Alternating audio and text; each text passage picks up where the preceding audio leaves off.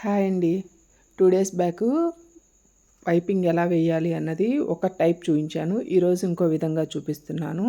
ఇది సింగిల్ పాదం యూస్ చేసి చూపిస్తున్నాను. సింగిల్ పాదం థ్రెడ్ అయితే అదే థ్రెడ్ మొన్న చూపించాను కదా. ఇదిగోండి ఇట్లా అంగుళం వెడల్పుతోటి మనం వేయాలి అనుకున్న పీస్ని క్రాస్గా తీసుకొని అన్నీ జాయింట్ చేసుకొని ఇది స్టార్టింగ్లోనే వేసే పైపింగ్ అండి. ఫస్ట్ ఇట్లా మిడిల్లో థ్రెడ్ పెట్టుకొని మొత్తం అంతా సింగిల్ పాదం మీద స్ట్రైట్గా ఇట్లా కుట్టేసేసుకోండి. ఒక సైడ్ మొత్తం థ్రెడ్ రావాలి, ఒక సైడ్ మొత్తం ఖర్చు రావాలి. ఈ విధంగా మొత్తం అంతా కుట్టేసుకోండి. ఇది అసలు బ్లౌజ్ స్టార్టింగ్లోనే పైపింగ్ అనేది వేసాకే బ్లౌజ్ స్టార్ట్ చేసుకుంటామండి. ఇంకో టైప్ ఉంటుంది. ఇంకో రకంగా వేసేది ఏంటి అంటే అది మనం బ్లౌజ్ లాస్ట్లో అయినా వేసుకోవచ్చు. ఇంకో రకంగా వేసే పైపింగ్ ఉంటుంది. అదైతే అసలు బ్లౌజ్ మొత్తం కంప్లీట్ అయ్యాక మనం మామూలుగా 1-2 సార్లు వేసుకున్నాకైనా మనం పైపింగ్ వేసుకోవచ్చు. అట్లా రకరకాలుగా వేస్తారు పైపింగు. ఫస్ట్ అయితే నేను బ్యాక్ సైడ్ నెక్ సరిపోయిందా లేదా అన్నది చెక్ చేసుకుంటున్నాను. ఇదిగోండి నాకు కొంచెం ఒక రవ్వంత ఉన్నట్టు అనిపించింది. ఎందుకు ఉంచాలి అని చెప్పేసి ఇక అది కూడా నేను రౌండ్ ఇట్లా కట్ చేసుకున్నాను. కట్ చేసుకొని ఇప్పుడు ఈ రౌండ్కి నా పాదానికి తగ్గట్టుగా, నా పాదం అయితే ఇట్లా లెఫ్ట్ సైడ్ ఉంటుందండి. లెఫ్ట్ సైడ్ కాబట్టి నేను రైట్ సైడ్ ఇట్లా పెట్టుకుంటున్నాను. మనం పాదాలు కూడా రైట్ సైడు లెఫ్ట్ సైడు 2 రకాలుగా వస్తాయి. నాకు ఎక్కువ మగ్గం వర్క్ కంప్యూటర్ వర్క్ వస్తాయి కాబట్టి వాటి కోసమని నేను ఇట్లా తీసుకున్నాను. ఇదిగోండి ఇట్లా ఒక సైడ్ పాదం రావాలి, ఒక సైడ్ పైపింగ్ రావాలి. జస్ట్ ఆ పాదం ఖర్చు పెట్టుకొని రౌండ్ అంతా మూవ్ చేసుకుంటూ కుట్టేసుకోవడమేనండి. ట్రైపాడ్ దగ్గరగా ఉన్నట్టుంది, నేను వీడియో తీసుకునేటప్పుడు గమనించలేదు, అందుకే కొంచెం బ్లర్ అవుతుంది. సారీ అండి, అడ్జస్ట్ అవ్వండి. ఇదిగోండి మొత్తం అంతా మూవ్ చేసుకుంటూ ఈ విధంగా అయితే కుట్టేసుకోవాలి. ఫస్ట్ ఈ విధంగా కుట్టుకున్న తర్వాత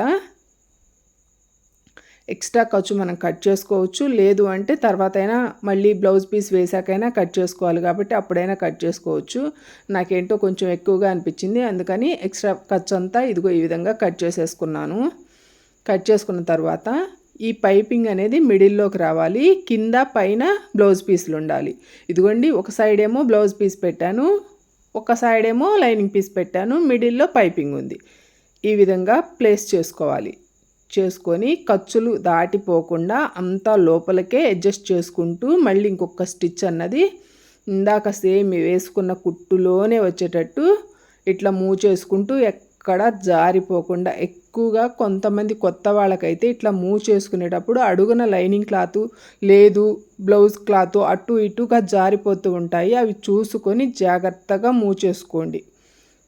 కరెక్ట్గా అంతా మూవ్ అయిందా లేదా చూసుకున్న తర్వాత కావాలనుకుంటే ఇంకో స్టిచ్ అయినా వేసుకోవచ్చు. నేను ఇక్కడ ఎక్స్ట్రా ఉన్న క్లాత్ అయితే కట్ చేసుకుంటే, ఈ క్లాత్ కట్ చేయకపోతే ఏమవుతుందంటే రివర్స్ చేసినప్పుడు కరెక్ట్గా తిరగదండి. రివర్స్ చేసినప్పుడు ఏమవుతుంది అంటే ఈ క్లాత్ ఉండి పట్టేసినట్టుండి ఉగ్గులుగ్గులుగా కనిపిస్తుంది. అందుకని ఎక్స్ట్రా ఖర్చు అన్నది అసలు ఉంచొద్దు, కట్ చేసుకోండి. ఇట్లా అక్కడక్కడ డాట్ లాగా నొక్కులాగా పెట్టేసుకొని కట్ చేసుకోండి. ఇదిగో చూడండి పైపింగ్ అనేది ఎంత సన్నగా వచ్చిందో. ఇప్పుడు లైనింగ్ సైడ్ మళ్ళీ ఇంకొక స్టిచ్ అన్నది వేసుకోండి. లైనింగ్ సైడ్ వేస్తున్నాను నేను ఇంకో స్టిచ్ అన్నది. మనం లోపల ఖర్చు అన్నది మొత్తం అంతా ఒక సైడ్కి పెట్టేసి కుట్టు వేసుకోవాలి. ఈ విధంగా మొత్తం అంతా పెట్టేసుకొని కుట్టు వేస్తున్నాను. ఇప్పుడు మన పైపింగ్ కదలకుండా ఉండాలి కదా. బ్లౌజ్కి పైపింగ్కి మధ్యలో ఒక గాడిలాగా వస్తుంది. ఆ గాడిలో పడేటట్టు ఈ విధంగా సన్నగా చూసుకుంటూ మూవ్ చేసుకుంటూ ఫింగర్స్ మధ్య అడ్జస్ట్ చేసుకుంటూ క్లాత్ని పైపింగ్ లాగేసుకోవడమే. ఇది కొంచెం స్టార్టింగ్లోనే కాబట్టి కొంచెం అలవాటు పడే వరకు కొద్దిగా ఇబ్బందిగా అనిపిస్తుంది, కానీ అలవాటు పడితే అంతా ఈజీగానే ఉంటుంది. చాలా అంటే చాలా సింపుల్గా 2 నిమిషాల్లో పైపింగ్ చేసుకోవచ్చు. పైపింగ్ అంటున్నారు. ఇంతకుముందు అయితే డ్రెస్ క్లాతులు అలా కుట్టినప్పుడు డ్రెస్ లైనింగ్లకు వచ్చేవి పాలిస్టర్ ముక్కలు, ఎక్కువగా పాలిస్టర్ వాడి పైపింగ్ వేసేవాళ్ళము. ఇప్పుడైతే అసలు డ్రెస్సులు కుట్టించేవాళ్ళు తగ్గిపోయారు, పైపింగ్ వేయడానికి క్లాతులు దొరకట్లేదు. ఏం పైపింగ్లో ఏమో కానీ పైపింగ్ అంటేనే ముందు క్లాత్ వెతుక్కోలాగా చచ్చిపోతున్నాను. ఇదిగోండి హ్యాండ్కి వచ్చేసరికి కూడా same as it is back side ఎలా అయితే పెట్టామో అదే విధంగా పాదం ఖర్చు వెడల్పు పెట్టుకొని బార్కి ఇట్లా కుట్టు వేసుకోండి 1 by 1.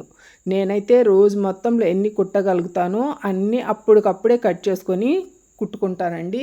మొత్తం అన్నీ ఒకేసారి కట్ చేసి పెట్టి కుట్టుకోను. నాకెందుకు అలా కట్ చేస్తే అస్సలు అచ్చిరాదు. ఈరోజు ఒక 10 బ్లౌజులు కట్ చేశాను, కుట్టాలి అనుకున్నాను అనుకోండి, అవి ఒకరోజు కాదు 3 రోజులైనా అంతే పక్కన పెట్టేస్తాను. అలా కాకుండా ఎప్పుడు కట్ చేసుకుంటూ వెంటనే కుట్టేసుకుంటాను. రోల్ చేసి పెడితే నాకు ఆ ఫోల్డింగ్ అన్నది పడితే ఎందుకో కుట్టాలి అన్న ఇంట్రెస్ట్ రాదు. అందుకని అసలు నేను రోల్ చేయను. కట్ చేసినట్టు వెంటనే స్టిచ్చింగ్ అయితే చేసేసుకుంటాను. ఇదిగోండి ఈ విధంగా మూవ్ చేసుకుంటూ కుట్టేసుకోవడమేను. నేనైతే నార్మల్గా తీసుకునే బ్లౌజ్ కాస్ట్ మీద ఒక 20 రూపీస్ ఎక్స్ట్రా తీసుకుంటానండి పైపింగ్ వేసినందుకు. మీ దగ్గర అయితే పైపింగ్ వేస్తే ఎంత ఛార్జ్ చేస్తారో నాకు కామెంట్ చేయండి. వీడియో నచ్చితే లైక్ చేయండి, ఛానల్ సబ్స్క్రైబ్ చేసి సపోర్ట్ చేయండి. ఇంకా ఏదైనా అర్థం కాకపోతే నాకు కామెంట్ బాక్స్లో మెసేజ్ చేయండి. ఇదిగోండి ఎప్పుడైనా సరే బ్లౌజు పైపింగ్ వేసినప్పుడు కుట్టు అన్నది పై సైడ్ అసలు కనిపించకూడదండి.